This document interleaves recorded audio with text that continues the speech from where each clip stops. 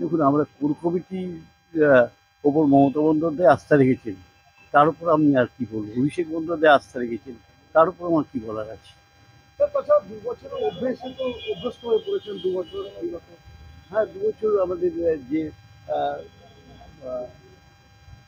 অনুপস্থিতিতে core committee চালিয়েছে তো, এবং কোর কমিটি খুব ঐক্যবদ্ধভাবে কাজ করেছে, এবং আগামী দিনেও কোর কমিটি ঐক্যবদ্ধভাবেই করবে, এবং সবাইকে নিয়েই আমরা কোর কমিটি চলবে, এ বিষয়ে কোনো সন্দেহ নেই।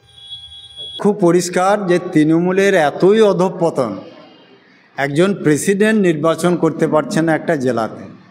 এটা হচ্ছে তৃণমূলের সবথেকে বড় অধঃপতন এবং অবক্ষয়। তো কোর কমিটি নিয়ে চালাবে, তার মানে কি একজন লোককে দিলে আর 5 জন বিরোধিতা করবে, এটা পরিষ্কার। আর সেটা দল কন্ট্রোল করতে পারছে না, তার জন্য এই সিদ্ধান্ত নিয়েছে। অতএব এই সিদ্ধান্ত নিয়ে কতটা কি ভালো হবে, আমরা পরিবারের 4 ভাই এক জায়গায় থাকতে পারি না, মায়ের পেটে সহোদর 2 ভাই এক জায়গায় থাকতে পারে না। কোর কমিটি নিয়ে কীভাবে দল চালাবে এটা আমি জানি না। আমার মনে হয় এটা ওদের দলের ব্যাপার, বুঝে নেবে, দল চালাক, তখনই ওরা রেজাল্ট পেয়ে যাবে। তবে এতে আমরা মনে করি আমাদের ভারতীয় জনতা পার্টির পক্ষ থেকে ভবিষ্যৎ খুব উজ্জ্বল হলো এবং খুব ভালো দিন এলো। আমরা এবার খুব ভালোভাবে দলটাকে এগিয়ে নিয়ে যেতে পারবো, এটুকু আমি বলতে পারি।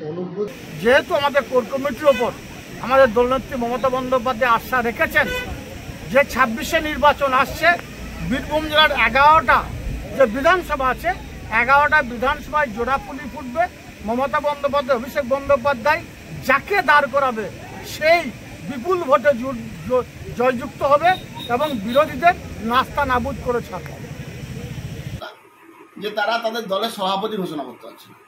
স্বাভাবিকভাবেই কাউকে বাদ দিলে কেউ আবার মুখ খুলবে, কেউ আবার সত্য কথা বলবে, এই ধরনের ঘটনা চলতে থাকবে। এটা নিয়ে আমরা কোনো চিন্তিত নয়, ব্যথিত নয়।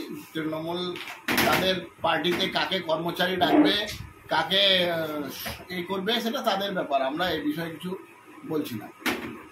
বিষয়ে দলীয় সিদ্ধান্ত, এটা তো আমার বলার কিছু নেই। এখানে হচ্ছে আমাদের কোর কমিটি যেটা ছিল 7 জন ছিল, সেটা 9 জন হয়েছে। সুতরাং 9 জন হয়েছে, আমরা 2 এমপিকে এখানে সংযুক্ত করা হয়েছে, এটা দলীয় সিদ্ধান্ত। এখানে দলের বাইরে তো আমরা নই, সুতরাং দল যেটা সিদ্ধান্ত নিচ্ছে সেটাকে আমরা মান্যতা দিই। যখন